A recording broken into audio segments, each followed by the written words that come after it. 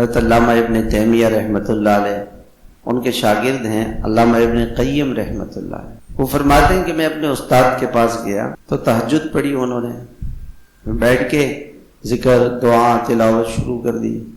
پھر فجر کی نماز پڑھی، پھر ذکر شروع کر دیا، تلاوت تسبیحات شروع کر دی. پھر اشراق کی نماز پڑھی، پھر ذکر شروع کر دیا. پھر چاشت کی نماز پڑھی وہ 9-10 بجے کے قریب.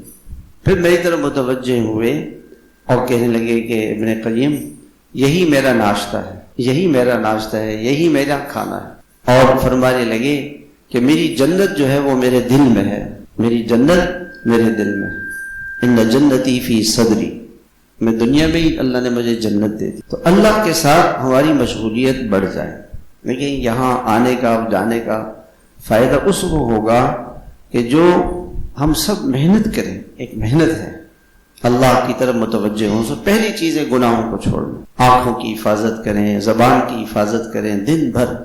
ہاں ایک آدمی جو ہے وہ اس نے مہینے میں تنخواہ لی اور جیب میں سوراخ تھا، تنخواہ جیب میں رکھی، گھر آیا بڑا خوش. گھر والوں نے کہا کیا ہوا؟ کہ پیسے مل گئے، آٹا بھی آئے گا اور گندم بھی خریدیں گے، چاول بھی خریدیں گے، دال بھی، سبزی بھی، گوشت بھی، کپڑے بھی، سب کچھ عید کی تیاری کریں.